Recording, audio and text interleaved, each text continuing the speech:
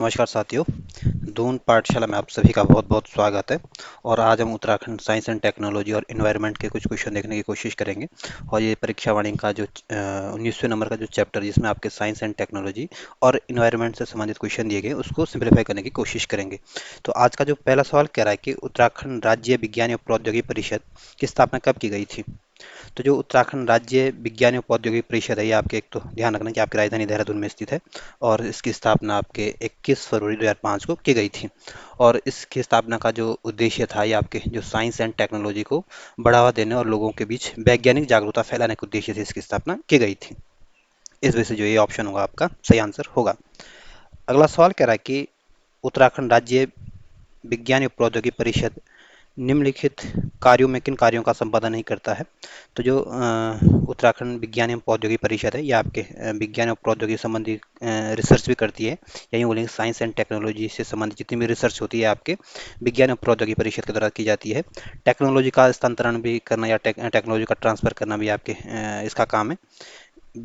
और उद्यमिता का विकास करना भी आपके विज्ञान एवं प्रौद्योगिकी परिषद का काम है।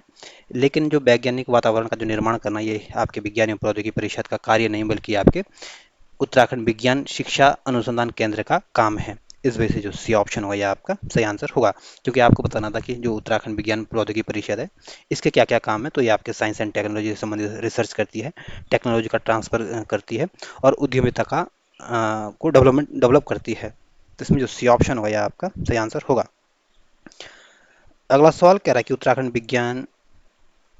उत्तराखंड विज्ञान शिक्षा एवं अनुसंधान केंद्र की स्थापना किस साल की गई थी। तो जो उत्तराखंड विज्ञान शिक्षा एवं अनुसंधान केंद्र है, आपकी राजधानी देहरादून में स्थित है और इसकी स्थापना भी आपके 2005 में की गई थी। इस वजह से जो बी ऑप्शन होगा, ये आपका सही आंसर होगा। और इसका जो कार्य है आपके वैज्ञानिक सोच को बढ़ावा देना है और वैज्ञानिक वातावरण तैयार करना है और विचारों का आदान प्रदान करना इसका मुख्य काम है।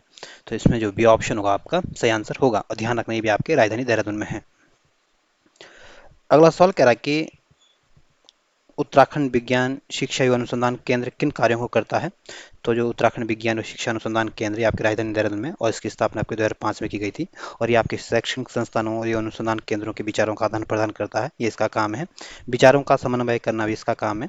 और वैज्ञानिक वातावरण का निर्माण करना भी आपके विज्ञान शिक्षा एवं अनुसंधान केंद्र का काम है। तो ये सारे काम जो हैं, ये आपके विज्ञान शिक्षा अनुसंधान केंद्र के काम है। इस वजह से जो डी ऑप्शन होगा आपका सही आंसर होगा। अगला सवाल कह रहा है कि उत्तराखंड अंतरिक्ष उपयोग केंद्र की स्थापना कब की गई थी। तो उत्तराखंड अंतरिक्ष उपयोग केंद्र की स्थापना आपके 21 सितंबर 2005 को की गई थी और ये भी आपकी राजधानी देहरादून में है।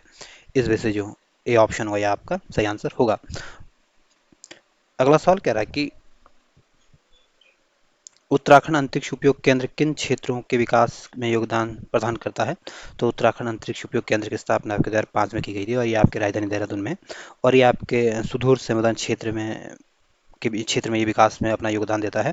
प्राकृतिक संसाधनों का प्रबंधन करने में भी इसका बहुत बड़ी भूमिका रहती है।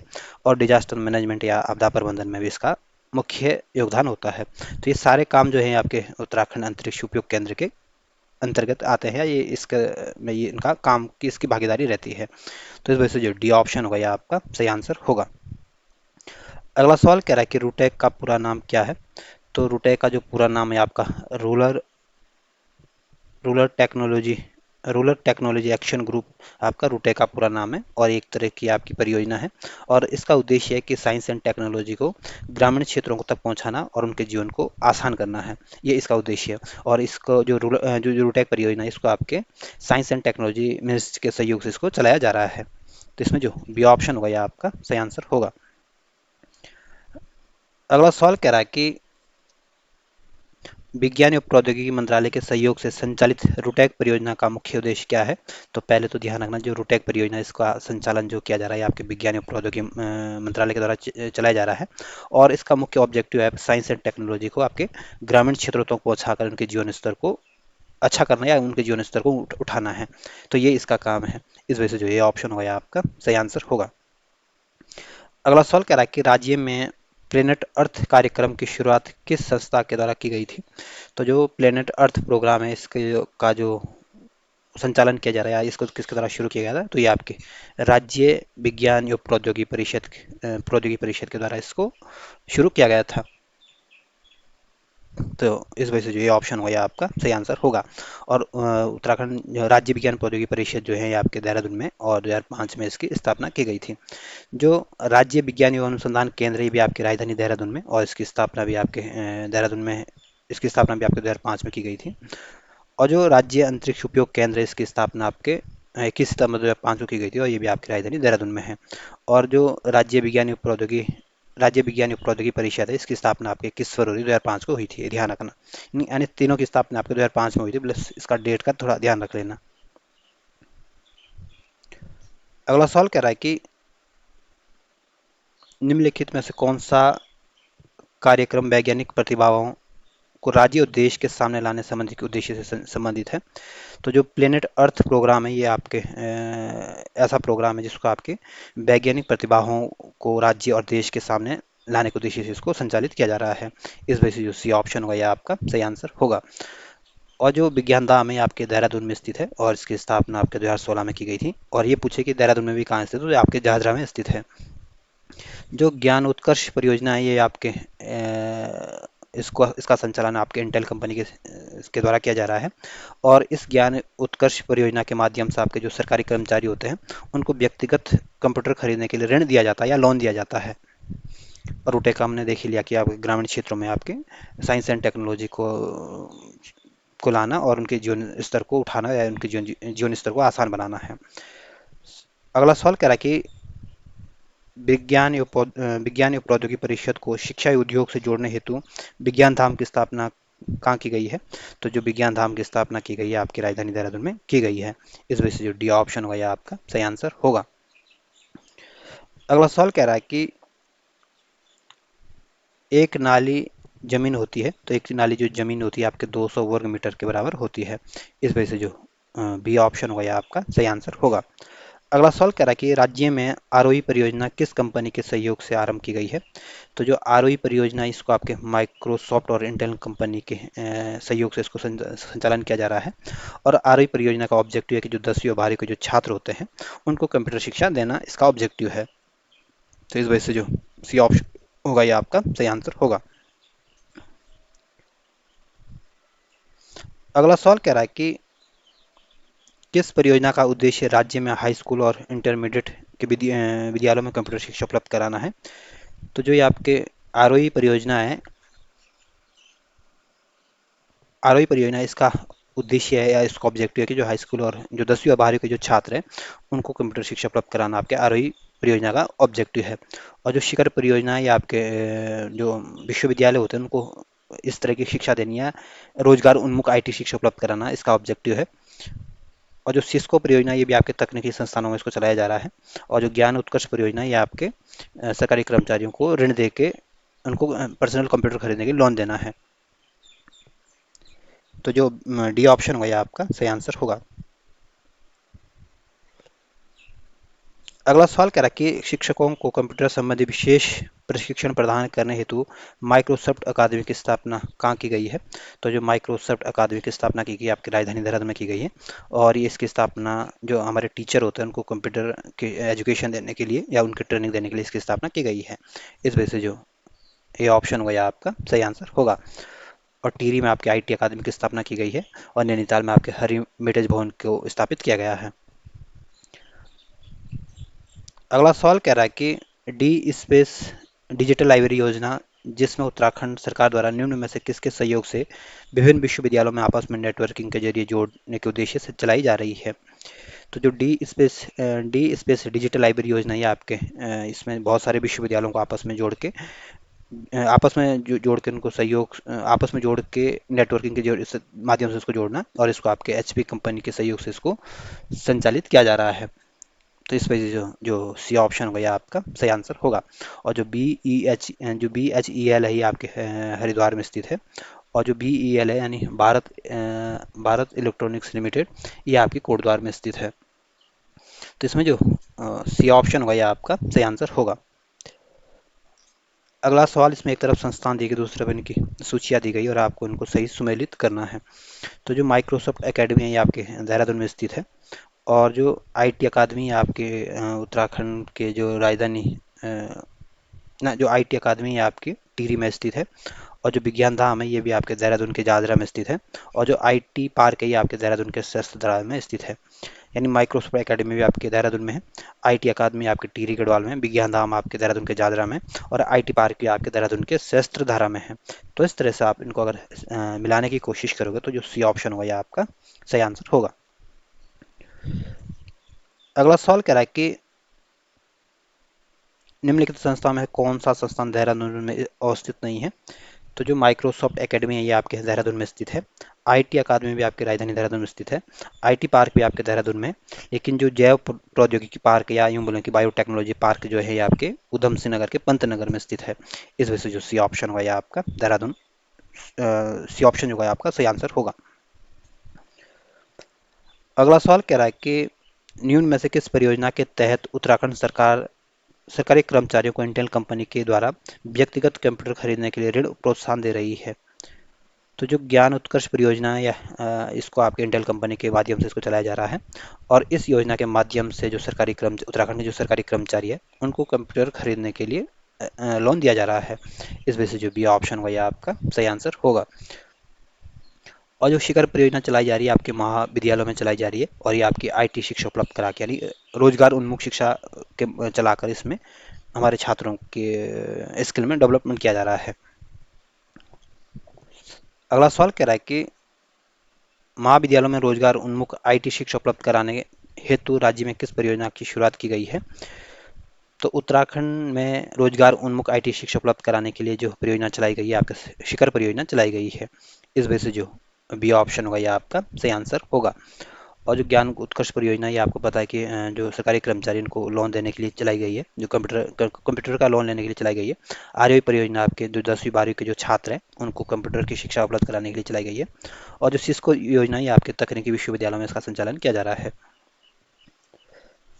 अगला सवाल कह रहा है कि आपको बताना निम्न में से कौन सा कथन शिखर परियोजना के संदर्भ में गलत दिया गया है। ये ऑप्शन कह रहा है कि विश्वविद्यालयों में रोजगार परक आईटी शिक्षा उपलब्ध कराना। तो ये ऑप्शन बिल्कुल ठीक है। जो शिखर परियोजना है इसके माध्यम से आपके महाविद्यालयों में आपके रोजगार उन्मुख आईटी शिक्षा को देना है। बी ऑप्शन कह रहा है कंप्यूटर महाविद्यालयों में कंप्यूटर लैब तैयार करना है। तो बी ऑप्शन बिल्कुल ठीक है। जो शिखर परियोजना के माध्यम से आपके विश्वविद्यालयों में कंप्यूटर की लैब तैयार करना होता है।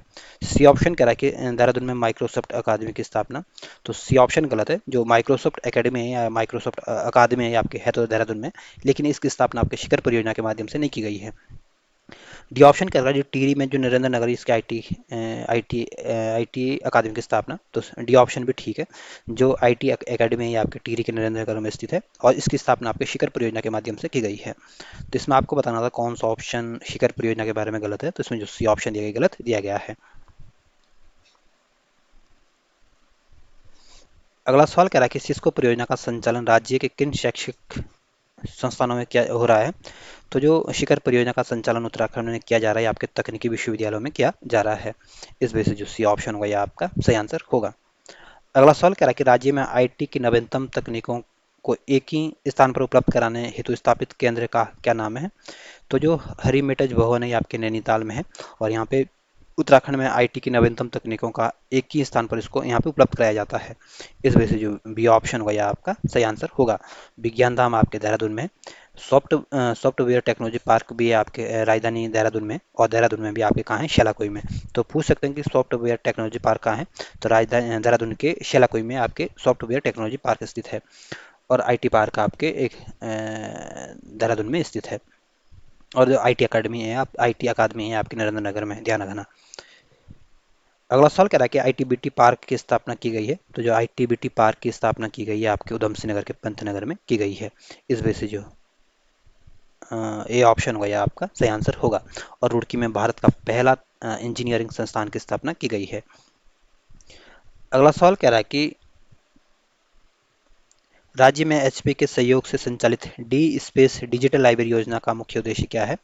तो जो डी स्पेस डिजिटल लाइब्रेरी योजना इसका इसको आपके उत्तराखंड में एचपी की कंपनी के सहयोग से इसको चलाया जा रहा है, और इसका ऑब्जेक्टिव है कि विभिन्न विश्वविद्यालयों को आपस में नेटवर्किंग के जरिए जोड़ना है। इस वजह से जो ये ऑप्शन होगा यह आपका सही आंसर होगा। अगला सवाल कह रहा है कि उत्तराखंड राज्य ने भू अभिलेखों की जानकारी के लिए निम्न में से किस सॉफ्टवेयर को तैयार किया है। तो उत्तराखंड ने जो भू अभिलेखों की जो जानकारी उपलब्ध कराने के लिए जो सॉफ्टवेयर तैयार किया है, उसका नाम आपका देवभूमि सॉफ्टवेयर है। इस वजह से जो सी ऑप्शन होगा, यह आपका सही आंसर होगा। और जो उत्तरा पोर्टल है, इसको आपके यूएनडीपी के सहयोग से इसको डेवलप किया गया था, और इसमें उत्तराखंड के 105 सरकारी विभागों और संस्थानों की जानकारी मिलेगी। जो हर्बन पोर्टल है, इसको भी आपको उत्तराखंड के नागरिकों को सिंगल विंडो के माध्यम से सेवाएं प्रदान करना तथा रिकॉर्ड को अपडेट करने के लिए इसका गठन किया गया है, इसको बनाया गया है। तो ध्यान रखना, देवभूमि सॉफ्टवेयर आपके भू अभिलेखों से हैं, और उत्तरा पोर्टल में आपके उत्तराखंड के 105 सरकारी विभागों और संस्थाओं की जानकारी मिलती है, और इसको आपके यूएनडीपी के सहयोग से डेवलप किया गया है। और जो अर्बन पोर्टल है, इसमें आपको उत्तराखंड के नागरिकों को आपके सिंगल विंडो के माध्यम से आपके सेवाएं और इसका जो रिकॉर्ड होता है, इसको अपडेट किया जाता है। तो इसमें जो सी ऑप्शन होगा, यह आपका सही आंसर होगा। अगला सवाल कह रहा है कि उत्तराखंड राज्य में ई गवर्नेंस के संदर्भ में पूछा गया, और आपको बताना है इसमें कौन सा ऑप्शन गलत है। ये ऑप्शन कह रहा है कि राज्य सरकार 2001 में ई गवर्नेंस वर्ष घोषित किया है। तो पहला ऑप्शन बिल्कुल ठीक है, उत्तराखंड सरकार के द्वारा 2001 को आपके ई गवर्नेंस घोषित किया गया था। बी ऑप्शन कह रहा है कि स्वान परियोजना के लिए राज्य सरकार ने MTNL से समझौता किया है। तो बी ऑप्शन गलत है, स्वान परियोजना के लिए उत्तराखंड सरकार के द्वारा आपके MTNL के साथ कोई एग्रीमेंट नहीं किया है, इस वजह से बी ऑप्शन गलत है। सी ऑप्शन कह रहा है कि प्रदेश में state data centre, state portal और स्टेट सर्विस डिलीवरी गेटवे की स्थापना की है। तो सी ऑप्शन बिल्कुल ठीक है। डी ऑप्शन कह रहा है कि राज्य में नागरिकों को सिंगल विंडो के माध्यम से सेवा देने के लिए अर्बन पोर्टल बनाया गया है। तो डी ऑप्शन भी बिल्कुल ठीक है, जो अर्बन पोर्टल है, ये आपके उत्तराखंड के नागरिकों को आपको सिंगल विंडो के माध्यम से आपके सेवा देने के लिए इसका गठन किया गया है, इसको बनाया गया है। तो इसमें आपको बताना कौन सा ऑप्शन गलत है। इसमें तो जो बी ऑप्शन दिया गया गलत दिया गया है। अगला सवाल कह रहा है कि केंद्र प्रायोजित ई डिस्ट्रिक्ट परियोजना जो पौड़ी जिले में पायलट परियोजना के रूप में लागू की गई थी, कब से इसका संचालन किया जा रहा है। तो जो ई डिस्ट्रिक्ट परियोजना का जो पौड़ी जिले से शुरू किया गया था, ये आपके 2009 में शुरू किया गया था, और इसको आपके पायलट बेस पर इसको लागू किया गया था। इस वजह से जो सी ऑप्शन होगा, यह आपका सही आंसर होगा। अगला सवाल कह रहा है कि उत्तराखंड राज्य में तहसीलों से आय, निवास, जाति आदि प्रमाण पत्र के लिए जनाधार ई सेवा लागू की गई है, जिसका पूरा नाम क्या है। तो जो जनाधार ई सेवा है, इसका जो पूरा नाम है आपका पंडित दीनदयाल उपाध्याय जनाधार ई सेवा है। और इस जनाधार के माध्यम से आपके आय प्रमाण पत्र हो, चरित्र प्रमाण पत्र हो, जाति का प्रमाण पत्र हो, जितने भी प्रमाण पत्र होंगे आपके मात्र आपको 10 रुपये में उपलब्ध कराने के उद्देश्य इसको शुरू किया गया है। इस वजह से जो ये ऑप्शन होगा, ये आपका सही आंसर होगा।